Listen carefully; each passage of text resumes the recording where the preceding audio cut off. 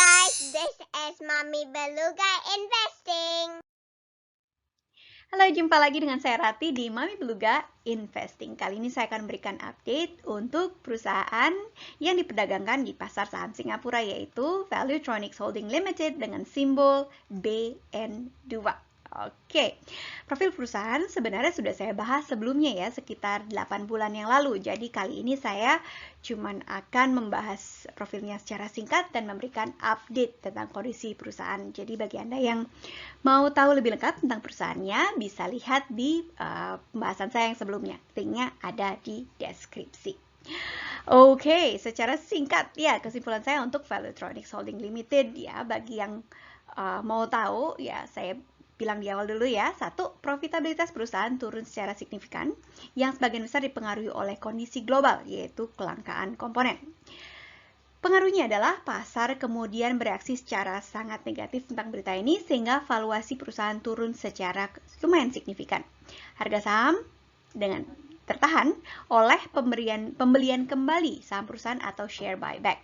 Tapi di lain pihak, kalau saya melihat keuangan perusahaan kelihatannya masih tetap sehat dan bayaran dividen kelihatannya masih wajar. Itu sisi positifnya. Oke, gimana saya mencapai analisis seperti di atas? Ikuti terus video saya sampai terakhir ya, video update saya kali ini. Dan mohon untuk mendukung channel ini. Kalau dirasa kontennya informatif dan menarik ya, silahkan klik subscribe dan juga tambah like-nya ya. Channel dan video ini ya juga bisa dinikmati dalam versi podcast melalui Anchor FM, Spotify, Google Podcast, Apple Podcast, dan platform podcast lainnya. Nama channelnya sama, yaitu Mami Beluga Investing. Kalau ada komentar dan saran, mohon tulis di kolom komentar. Seperti biasa, disclaimer ya, ini video amatir dengan riset amatir. Tujuan saya untuk mendokumentasikan perjalanan saya untuk belajar mengenai investasi saham dari awal ya. Video-video ini tujuannya untuk mendokumentasikan perjalanan saya. Kalau punya masukan, seperti yang saya bilang sebelumnya, silakan tulis di komentar. Apa yang saya kemukakan channel ini jangan dianggap sebagai nasihat keuangan ya. Mohon melakukan risetnya sendiri sebelum buat keputusan keuangan dan investasi. Kalau misalnya nanti melakukan risetnya sendiri, semoga data dan bahasan yang saya sajikan di channel dan video ini dapat membantu. Oke, sekarang mari kita mulai dari profil sangat singkat dari Valuetronics Holdings Limited. Oke, history, sejarahnya ya. Valuetronics Holdings Limited didirikan pada tahun 1992 sebagai Honor Tone Limited. Berkantor pusat di Hong Kong dengan fasilitas kota Danshui, distrik Guiyang, provinsi Guangdong, RRC dekat dengan Hong Kong. Ya, perusahaan ini dimulai sebagai layanan manufaktur elektronik atau perusahaan yang membuat produk untuk perusahaan lainnya. Valuetronics menjadi holding company di tahun 2006 dan kemudian terdaftar di main board SGX, ya, Singapore Exchange ya, pada tahun 2007. Pada tahun 2019, perusahaan mulai memperluas fasilitas manufaktur ke Vietnam sebagai respon terhadap perang dagang AS-Cina.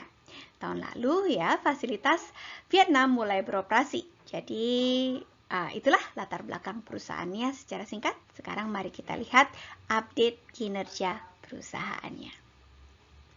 Ya, seperti biasa di sini saya plot EPS, earning per share atau laba perusahaan, laba per saham ya. Untuk Valuetronics, data yang saya dapat itu ada dari tahun 2008.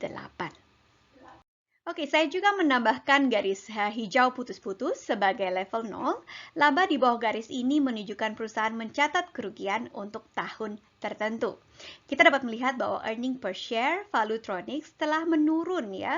Ini update-nya ya, menurun selama 2 tahun terakhir. Dari press release kuartal kedua tahun 2022 mereka, pertama kita lihat adalah perusahaan sangat dirugikan oleh kondisi kelangkaan komponen elektronik. Kekurangan ini pada kemudian mempengaruhi kondisi kemampuan perusahaan untuk memenuhi pesanan pelanggan, yang pada akhirnya juga mempengaruhi profitabilitas perusahaan.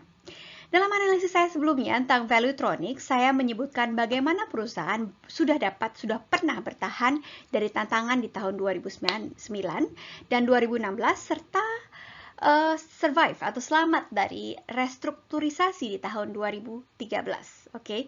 Jadi sekarang dengan kondisi seperti ini, kita berharap perusahaan akan bertahan menghadapi tantangan yang kali ini.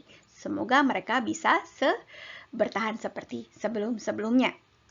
Oke, pada November 2021 atau kuartal kedua tahun 2022, perusahaan melaporkan EPS sebesar 13 sen Hong Kong dolar. Dalam analisis saya 8 bulan yang lalu tentang Valuetronics, saya juga menyebutkan bagaimana perusahaan sangat berhati-hati dari segi finansial. Saat itu perusahaan mempunyai jumlah cash yang cukup banyak. Nah, sekarang untuk update kali ini mari kita lihat kembali ya, bagaimana kondisi cash-nya, bagaimana kondisi hutang jangka pendek versus cash-nya. Nah, ini dia kondisi cash perusahaan ya, kondisi cash perusahaan ya. Di layar kita bisa lihat posisi uang tunai hingga kuartal keempat tahun 2021. Posisi kas berada di sekitar 1,1 miliar Hong Kong dolar. Namun melihat paruh pertama 2022 sepertinya ada sedikit penurunan dari sekitar 1,1 miliar Hong Kong dolar menjadi saat ini 936 juta Hong Kong dolar ya. Tidak sebegitu jauh ya. Sekedar catatan, simpanan bank ini ya, simpanan cash mereka ini menyumbang sekitar 7,4 juta bunga per setengah tahunnya. 7,4 juta Hong Kong dolar ya, bunga per setengah tahunnya. Cukup besar ya. Dari sisi hutang jangka pendek, ada sedikit peningkatan dari kuartal keempat tahun 2021 ke kuartal kedua tahun 2022. Namun sepertinya tidak terlalu banyak ya. Sebagian besar hutang jangka pendek terdiri dari hutang usaha, akrual, kewajiban kontrak, dan pajak penghasilan. Ya. Oke, zero bank borrowings ya, pinjaman bank masih nihil atau zero, dan perusahaan masih membayar sekitar 4 sen Hong Kong dolar dari dividen yang dibayarkan menjadi dividen ya, 4 sen Hong Kong dolar dividen per saham yang dibayarkan pada tanggal 3 Desember 2021. Hal ini ya kelihatannya cukup baik mengingat kondisi hutang dan kas perusahaan dan EPS-nya yang 13 Hong Kong dolar sen. Jadi jadi dividennya masih lebih kecil daripada EPS-nya. Di samping itu, dividen saat ini ada di sekitar 6 sampai dengan 7%. Ya, dividen yield-nya ya, saat ini 6 sampai dengan 7% yang masih sangat bagus. Kalau dibandingkan dengan Singapura, ya, dengan kondisi di Singapura setidaknya lebih tinggi dari suku bunga CPF atau tabungan untuk hari tua di Singapura yang besarannya sekitar 4 sampai dengan 5% per tahunnya. Oke, nah begitulah kondisi keuangan perusahaan secara sekilas update-nya untuk kali ini. Sekarang mari kita lihat valuasi pasar, ya, valuasi pasar atau penilaian pasar terhadap harga perusahaan. Untuk melihat valuasi Valuetronics seperti biasa ya, saya tampilkan 4 lapis informasi. Pertama-tama yaitu harga yang mewakili penilaian pasar terhadap perusahaan. Harga juga merupakan informasi termudah yang bisa kita dapatkan. Namun seperti yang kita tahu, harga saja tidak mencerminkan nilai perusahaan dan prospeknya. Jadi saya akan menyertakan beberapa indikator fundamental lainnya. Oke, informasi lapisan kedua adalah harga di price to earning ratio atau PE ratio 10 yang di sini saya plot sebagai garis hijau putus-putus. Standar harga di PE ratio saya anggap memiliki dua tujuan. Pertama, menunjukkan harga di mana saya berharap investasi saya akan mempunyai kemungkinan untuk mendekati break even dalam waktu 10 tahun. Sebagai akibatnya, saya akan menganggap harga saham di atas penghasilan 10 kali lipat ini atau PE 10 ini sebagai mahal. Jadi ini target kasar untuk saya ya. Ketiga, harga di PE ratio 15. Saya plot sebagai garis kuning putus-putus. Saya anggap perusahaan sudah mahal kalau harga sahamnya di atas garis kuning ini. Keempat adalah harga di PE ratio 20. Saya anggap sebagai sudah mahal sekali ya. Saya plot sebagai garis merah putus-putus di layar. Ya.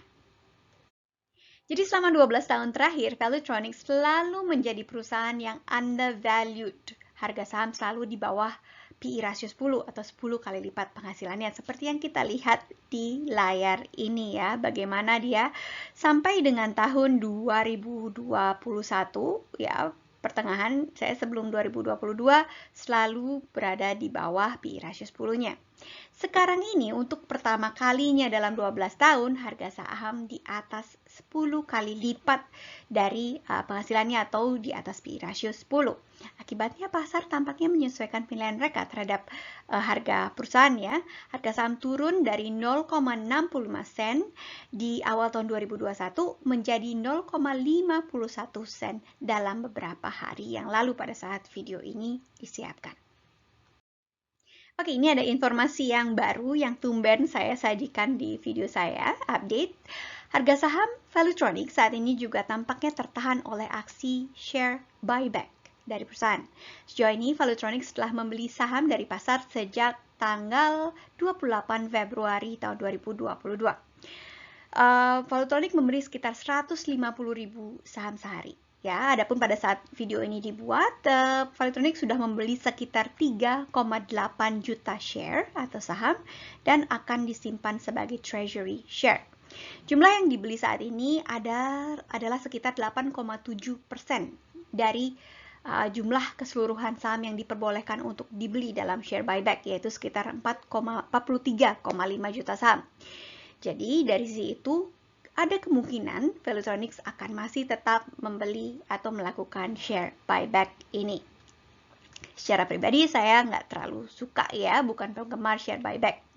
Pribadi saya ngerasa kalau dampak negatif, ini ada dampak negatifnya bagi saya ya, karena kecil kemungkinan harganya akan turun lebih dalam lagi dalam waktu dekat.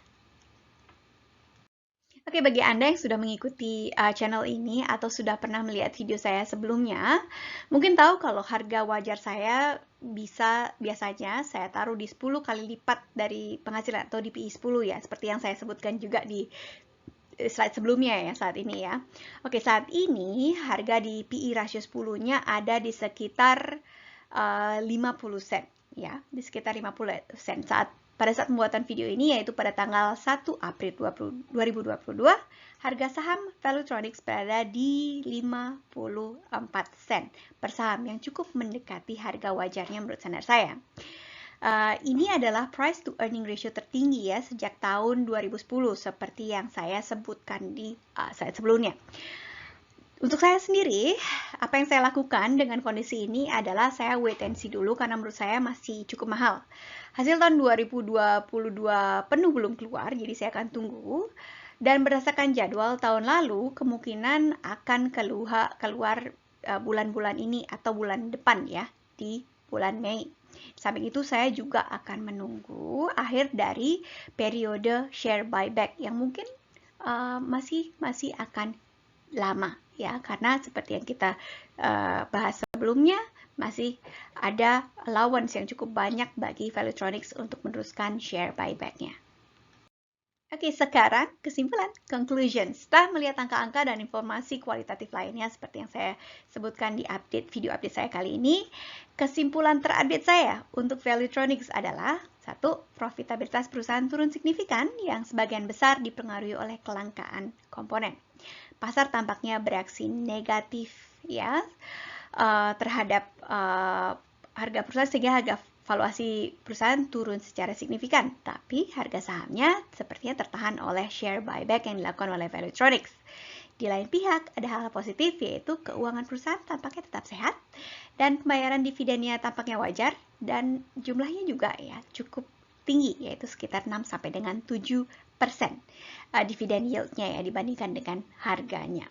Oke, jadi saya tetap akan memperhatikan perusahaan ini. Perusahaan ini nggak akan keluar dari keep in view saya ya, dari perusahaan yang saya monitor. Dan saya menunggu profitabilitasnya menjadi lebih baik, meningkat, dan juga menunggu akhir periode pembelian kembali sahamnya. Siapa tahu harga sahamnya turun lebih dalam, jadi harganya lebih masuk akal atau menguntungkan lagi. Hasil dividennya masih bagus, ya seperti yang saya sebutkan di atas. Kalau Anda menonton video saya sebelumnya ya tentang perjalanan dan strategi ya investasi keluarga saya, Anda mungkin bisa melihat bahwa 6% investment yield rata-rata per tahun akan jadi oke banget untuk saya karena bisa menjamin saya untuk bisa pensiun dalam waktu 6 tahun ya. Ya, periode yang cukup singkat untuk saya. Oke, sekian dulu kali ini. Kalau menurut Anda video ini dan channel ini kontennya informatif dan menarik, mohon dibantu ya dengan mendukung dan dengan cara mengklik ya tombol subscribe dan like ya. Video ini ya dan channel ini bisa juga dinikmati dalam versi podcast seperti yang kita bisa lihat di layar, yaitu melalui Anchor FM, Spotify, Google Podcast, Apple Podcast, dan platform podcast lainnya. Nama channelnya sama, Mami Beluga Investing. Mohon maaf kalau ada salah-salah kata ya. Kalau ada komentar atau saran, silakan tulis di kolom komentar. Sebelumnya saya terima kasih dulu ya kalau ada komentar dan sarannya. Jadi sekian video saya kali ini. Makasih atas waktunya. Bye.